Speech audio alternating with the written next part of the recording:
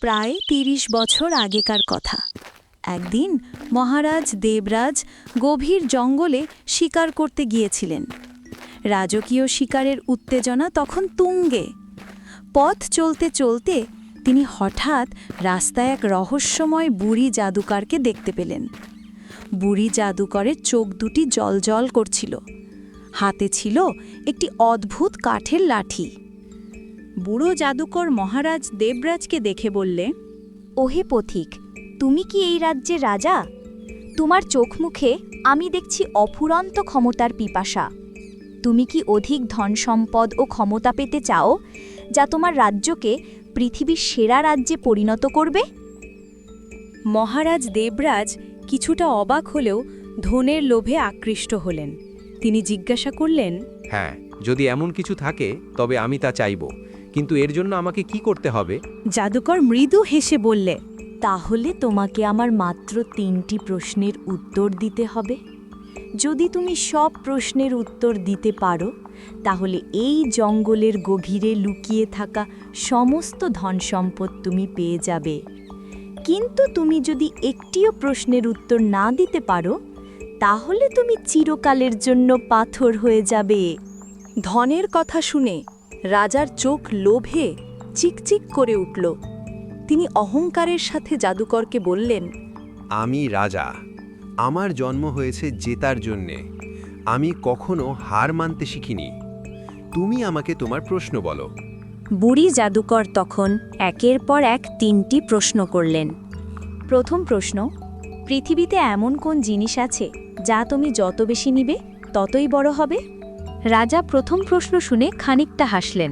তিনি উত্তর দিলেন, গর্ত, যত বেশি মাটি সরাবে গর্ত তত বড় হবে। ঠিক বলেছ মহারাজ, প্রথম প্রশ্নের উত্তর সঠিক। দ্বিতীয় প্রশ্ন, কোন জিনিসটা যত বেশি থাকে তত কম দেখা যায়? তৃতীয় প্রশ্ন, এমন কোন জিনিস আছে যা সর্বদা তোমার সাথেই থাকে কিন্তু তুমি তাকে দেখতে পাও না? কিন্তু দ্বিতীয় ও তৃতীয় প্রশ্ন শুনে মহারাজ দেবরাজ গভীর চিন্তায় পড়ে গেলেন। তার রাজকীয় অহংকার এবার চূর্ণ হতে শুরু করল। তিনি অনেক চেষ্টা করেও এই রহস্যময় প্রশ্নের উত্তর খুঁজে পেলেন না। অনেক সময় নষ্ট করে তিনি শুধু নিজের জীবন বাঁচানোর জন্য জাদুকরের কাছে ক্ষমা চাইলেন।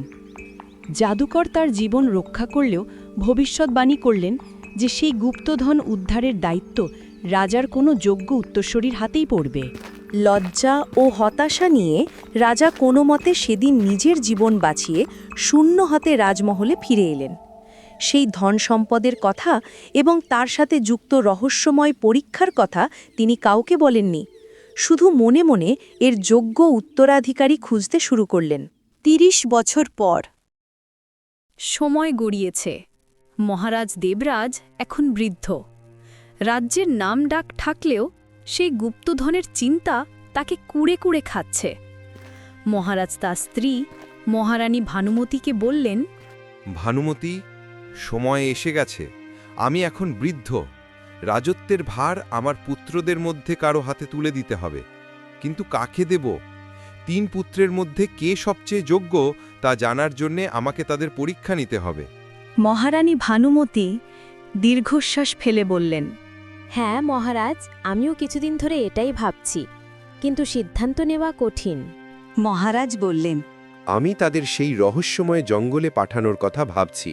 সেখানে সেই অনমোল গুপ্তধন লুকিয়ে আছে যা ৩০ বছর আগে আমি আনতে পারিনি। কিন্তু তা পেতে হলে তাদের বুদ্ধিমত্তা ও সাহসের কঠিন পরীক্ষা দিতে হবে। যে সেই গুপ্তধন নিয়ে ফিরবে সেই হবে রাজ্যের যোগ্য উত্তরাধিকারী। মহারানী ভয় পেয়ে বললেন, কিন্তু মহারাজ, সেই রহস্যময় জঙ্গল তো খুব ভয়ঙ্কর। সেখানে এক চতুর ডাইনি থাকে, সে খুব চালাক। আমাদের ছেলেরা কি তার মায়াজাল কাটিয়ে উঠতে পারবে? এটাই তো পরীক্ষা রানী, এখন দেখা যাক কে জয়ী হয়। মহারাজ দেবরাজের ৩ পুত্র। রাজকুমার তেজস বড় পুত্র, রাজকুমার শুভ্র মেজ পুত্র, রাজকুমার আকাশ ছোট পুত্র। পরের দিন মহারাজ দেবরাজ তার বড় পুত্র রাজকুমার তেজসকে ডেকে পাঠালেন। বাবা, আপনি আমাকে ডেকেছিলেন? হ্যাঁ আমার পুত্র, তোমাকে ওই রহস্যময় জঙ্গলে গিয়ে সেখানকার অনমোল গুপ্তধন আনতে হবে। এই ধন আমাদের রাজ্যের জন্য খুব গুরুত্বপূর্ণ। এর মাধ্যমেই আমি তোমার ক্ষমতা পরখ করব। রাজকুমার তেজস আত্মবিশ্বাসের সাথে বললেন, আমার উপর এবং আমার ক্ষমতার উপর আপনার পূর্ণ বিশ্বাস থাকা উচিত বাবা। আমি এই কাজটি সফলভাবে সম্পন্ন করব। রাজকুমার তেজস রওনা হলেন। কিছু দূর যাবার পর হঠাৎ পথের মাঝে সেই ভয়ঙ্কর ডাইনি এসে দাঁড়ালেন। ডাইনি কর্কশ কণ্ঠে রাজকুমার তেজসকে বললেন, থেমে যাও রাজকুমার তেজস। এখানে আসা সহজ ছিল, কিন্তু গুপ্তধন পর্যন্ত পৌঁছনোর জন্য তোমাকে আমার 3টি প্রশ্নের উত্তর দিতে হবে, নয়তো তুমি এখান থেকে আর কখনো ফিরে যেতে পারবে না। তুমি কি আমার প্রশ্নের উত্তর দিতে প্রস্তুত? রাজকুমার তেজস ডাইনির কাছে এসে বললেন, আমি প্রস্তুত। তোমার প্রশ্ন জিজ্ঞেস করো। প্রথম প্রশ্ন, এমন কোন বস্তু আছে যা নিজেকে দেখতে পারে না কিন্তু সবকিছু দেখতে পায়? এই প্রশ্ন শুনে রাজকুমার তেজস অনেকক্ষণ ধরে ভাবতে লাগলেন, কিন্তু তার মাথায় কোনো উত্তর এলো না। কিছু সময় পর তিনি ডাইনিকে বললেন। আমি এই প্রশ্নের উত্তর জানি না। ডাইনি বিদ্রুপের হাসি হেসে বললেন, তাহলে তুমি সেই গুপ্তধনের যোগ্য নও, এখন তুমি পাথর হয়ে যাবে। এরপর ডাইনি তার জাদুকরী শক্তি দিয়ে রাজকুমার তেজসকে পাথর বানিয়ে দিলেন। রাজমহলে খবর পৌঁছাল। মহারানী ভানুমতি কাঁদতে কাঁদতে বললেন, মহারাজ, আমার মন ভালো নেই। আমাদের পুত্র রাজকুমার তেজস গুপ্তধন নিয়ে কেন ফিরল না? ডাইনি কি তাকে পাথর বানিয়ে দিয়েছে? মহারাজ দীর্ঘশ্বাস ফেলে বললেন, হ্যাঁ রানী, আমাদের পুত্র ডাইনির প্রশ্নের উত্তর দিতে পারেনি, তাই ডাইনি তাকে পাথর বানিয়ে দিয়েছে। ঠিক সেই সময় মেজপুত্র রাজকুমার শুভ্র সেখানে এসে বললেন, বাবা, আমি শুনেছি বড় ভাই এখনো ফেরেননি। আপনি আমাকে যাওয়ার অনুমতি দিন।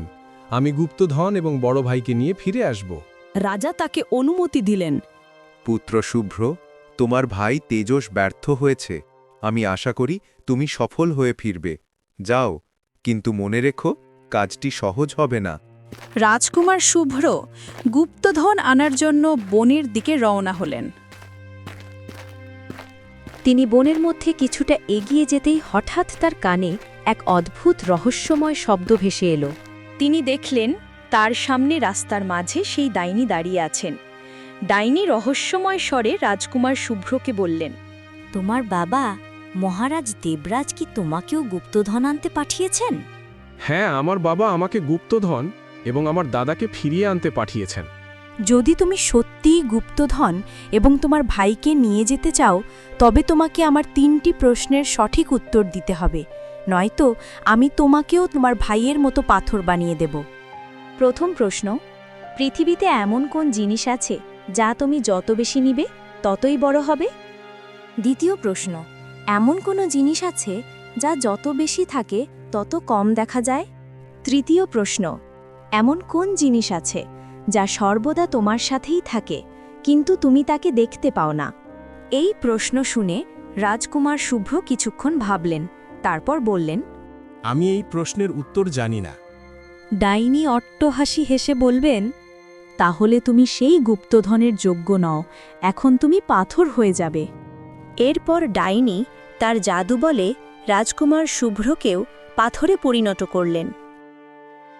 কিছুদিন হয়ে গেল, রাজকুমারের কোনো খবর নেই। মহারাজ ও তার স্ত্রী খুব চিন্তিত। মহারাজ দেবরাজ হতাশ হয়ে স্ত্রীকে বললেন, মহারানী, আমাদের 2 পুত্রই ডাইনির জালে ফেসে গেছে। এখন কি হবে? আমরা কি আমাদের সবচেয়ে ছোট পুত্রকেও পাঠাবো?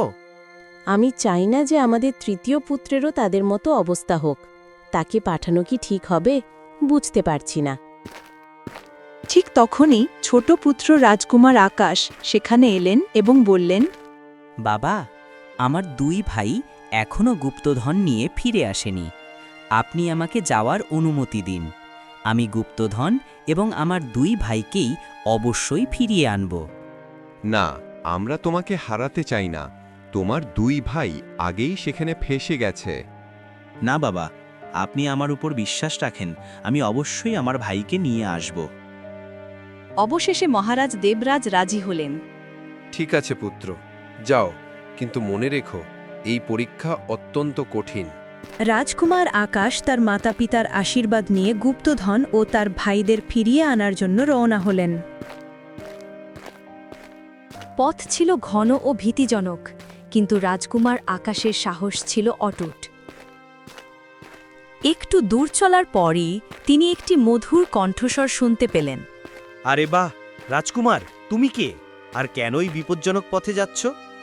কণ্ঠস্বরটি ছিল একটি গাছের ডালে বসা জাদুকরী পাখির, যেটি মানুষের ভাষায় কথা বলছিল। রাজকুমার আকাশ বললে, আরে, তুমি তো একটা পাখি, তবে তুমি মানুষের ভাষা কিভাবে বলছো? আমি এই রাজ্যের ছোট রাজকুমার। আমি রহস্যময় জঙ্গলের দিকে যাচ্ছি, যেখানে একটি অমূল্য গুপ্তধন লুকিয়ে আছে। আমার দুই ভাই সেখানে ডাইনির প্রশ্নের উত্তর দিতে না পেরে পাথর হয়ে গেছে। এখন আমাকে তাদের মুক্ত করতে হবে এবং গুপ্তধনও আনতে হবে। বাহ, এটা তো খুব সাহসের কাজ, কিন্তু এই পথে বিপদ ভরা। তোমার একা যাওয়ার চেয়ে আমার সাহায্য নেওয়াই ভালো হবে। রাজকুমার আকাশ জিজ্ঞাসা করলেন, তুমি কে এবং তুমি মানুষের ভাষা কিভাবে বলছো? আমি একটি জাদুকরী পাখি। রাধা নামের একটি মেয়ে আমাকে খুব ভালোবাসত। সে আমাকে নিজের হাতে লালন পালন করত। আমি এখন তাকে খুঁজছি, কিন্তু সে কোথাও হারিয়ে গেছে। যদি তুমি আমাকে সাহায্য করো, তবে আমি তোমাকে ডাইনির প্রশ্নের উত্তর এবং তোমার ভাইদের মুক্ত করার পথ বাতলে দেব। তুমি আমাকে কিভাবে সাহায্য করবে? খুব সহজে। আমি জাদুকরী। আমার কাছে অদ্ভুত জ্ঞান ও শক্তি আছে। আমি তোমার সকল উত্তর বলে দিব, কিন্তু বিনিময়ে তুমি ওয়াদা করো যে তুমি আমাকে রাধার সাথে দেখা করানোর চেষ্টা করবে। তুমি রাধাকে খুঁজছো? আমি তোমাকে আমার মহলে নিয়ে যাব। হয়তো সেখানে রাধা সম্পর্কে কিছু জানতে পারবে। কিন্তু তুমি কি সত্যিই আমাকে সাহায্য করবে? যখন তুমি ডাইনির কাছে পৌঁছবে, তখন সে তোমাকে ভয় দেখানোর চেষ্টা করবে, কিন্তু তোমার ভয় পাওয়া চলবে না। সে প্রশ্ন করবে, প্রথম প্রশ্ন, এমন কোনো বস্তু আছে যা নিজেকে দেখতে পারে না কিন্তু সব কিছু দেখতে পায়?